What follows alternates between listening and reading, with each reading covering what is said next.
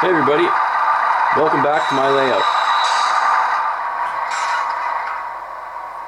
This will be a layout update for December 2017. Just a couple days to go before Christmas.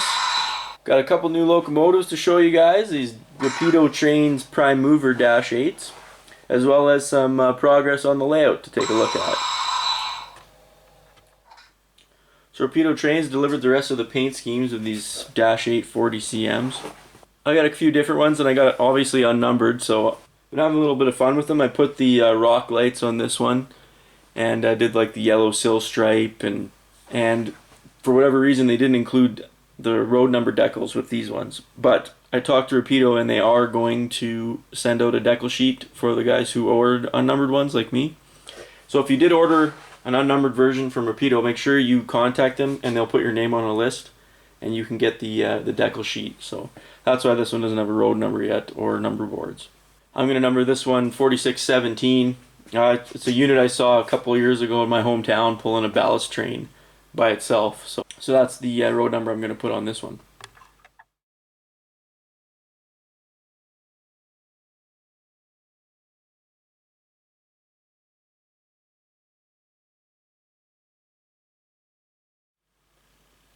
These BC Rail units are really sharp looking. The paint's really nice on them. I mean, for the detail and for the price you pay for these, I mean, they had, some people were selling them for 210 bucks, which is pretty amazing.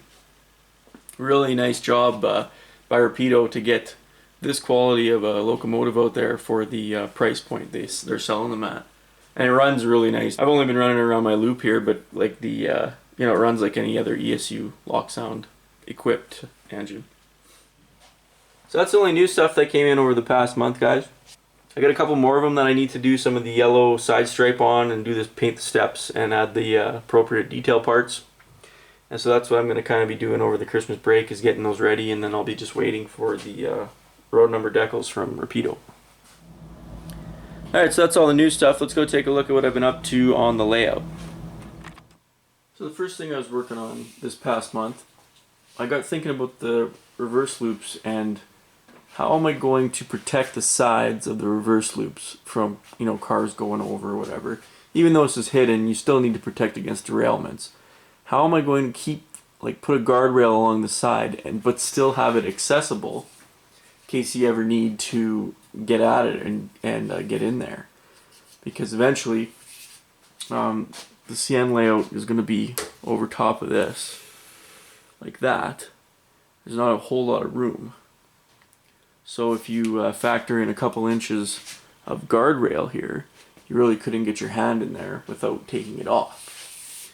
So I think I came up with kind of a unique solution. It's a bit more work, but I think it's going to be pretty neat. So I'll show you what I had in mind for that. So I had an idea one day and I grabbed this sketchbook and kind of started doodling. And basically this is what I came up with here, is this kind of 3-layered sandwich thing here attached to the plywood portion of the roadbed. And you don't have a whole, the problem with my roadbed is there's not a whole lot of meat to work with here. Sideways wise, there's only 5/8 of plywood, the 1/8 of rubber, and then the 1/4 inch of cork. So there's kind of it's difficult to attach stuff to it and to get it secure. So what I came up with is this sandwich of 1/8 hardboard in different thicknesses, and this will be screwed to the plywood portion of the roadbed. And what this will allow is kind of like a dado cut here in the middle of these two.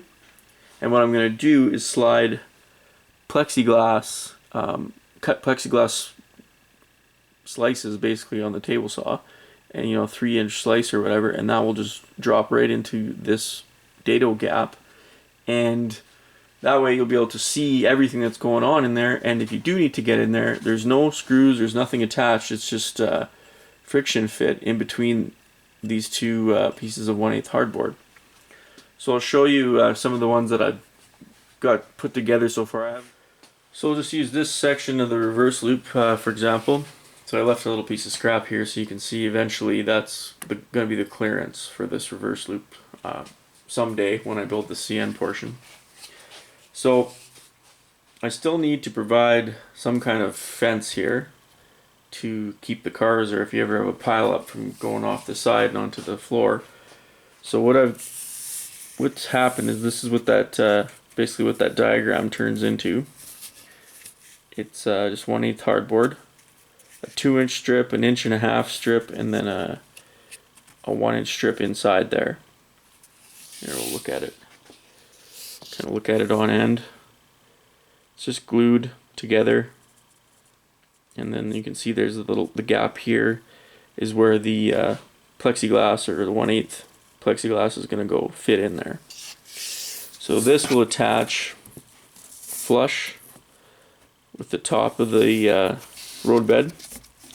Kind of gives you a neat finished look. That's why I made the outer strip 2 inches, to kind of give it sort of a fascia type look.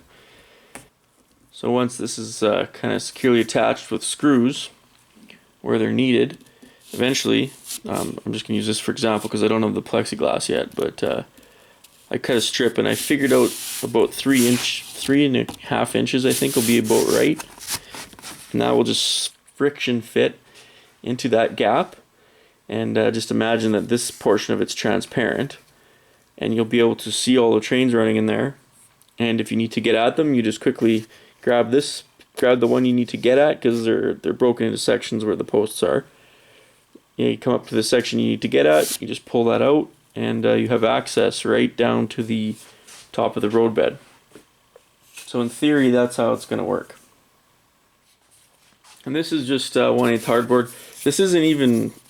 This is actually, you can see there, the IKEA label. This was an old backing of a picture frame, and it was 4 feet long, and I just ripped it into all the strips I needed. So really, you can use anything. It's pretty close to hardboard, but I'm gonna have to buy some more. I'm gonna get a 4x8 sheet so I can do some of the longer sections. These little 4-foot ones are good for doing the sections like in between the posts over here. So I got some of my tallest cars out to test how high I should put the plexiglass up. And I determined that about 2 3/4 inches seemed to be about the right height. And you don't have to go all the way to the top. You still want to save a little bit of material if you can. But at the same time, you want to protect every single size of train from going over the side in case of a derailment.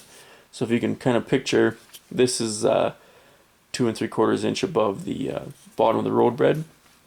This will kind of go on there like that. So imagine this is clear plastic. That's what it's going to look like when the train's going by there. And that height, we'll kind of zoom in here and I'll show you why I determined that height to be specific.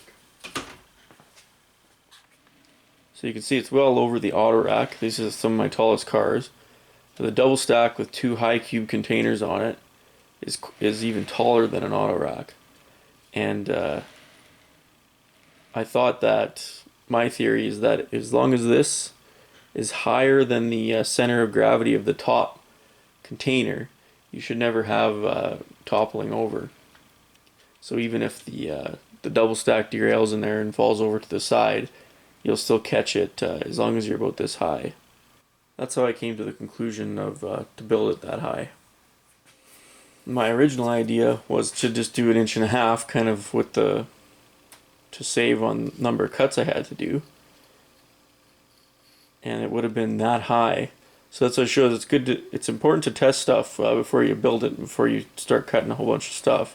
If I would have only made it that high, the possibility of you string line an intermodal train or something in there accidentally, and the top car from and the top container from every car could have potentially went over the side.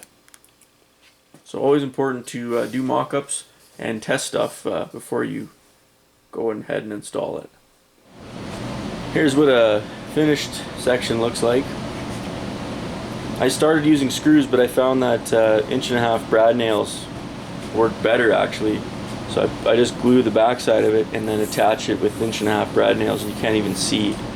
So that'll look really good on the finished portions of the layout where this is going to be visible. I didn't bother painting this one because this loop eventually will be hidden, so there's no point in painting it. But on the finished ones where you can see, I will paint this black, I think. Same color as the fascia. So eventually when I do get the plexiglass, the 1/8 plexiglass, it'll just fit in here like that. And you can just, if you need to get at it, just pull it out. Here's kind of a better view. You can see that there's that dado gap, and then anything that's 1/8 will just slide in there and friction fit. There you can see both sides of this piece are done, and it doesn't really add a whole lot of depth. Like the total width of this is this 3/8. So one other major item over here at Banff to do with the wiring. I realized that one of these older boosters that I've had left over from my old layout is it's called a DB200 Plus, and it can actually be used as an auto reverser. You just have to flip a switch on it. And I realized that my whole Banff section could become an auto reversing loop, and then I wouldn't have to have 5 auto reversers on the staging tracks. So I removed this booster. I had it over in the kind of MCC over there. I took it out of there, rewired this whole section, and now that'll save me having to put 5 auto reversers in here. I also installed the LNW. You can see it right there. That's going to be the main method of controlling the layout. I kind of scrapped the idea of putting plugins, because if you can just run Y throttle on your phone, what's the point of having plugins wired all over the layout? Another thing that's super exciting, I got all the track I need to do the CP side of the layout, so that is super exciting. I can't wait to get going on that. Really need to get this drywall installed so that I can start laying track. But all the I used AnyRail to count all the materials I need, and ordered all this microengineering track and turnouts. Absolutely everything's here that I need to lay track on the entire CP side. We've got a bunch of code 83 here, code 83 concrete, there's some code 70 on a few of the spurs, and some code 55 on the real, like the yard tracks at Banff and the chalet spur at Lake Louise. Those are code 55 microengineering. So the only other thing I worked on over the past month was just preparing the layout for drywall. So I did backing, you can see here down low.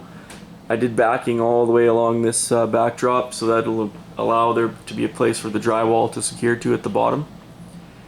And I did some backing on the other side as well, over here at divide.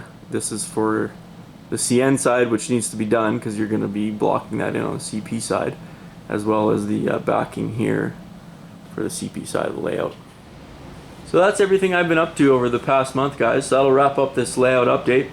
We're just a couple days away from Christmas, so I hope you guys have a very Merry Christmas. Enjoy spending time with your family and friends. All the best in the new year. As always, thanks a lot for watching.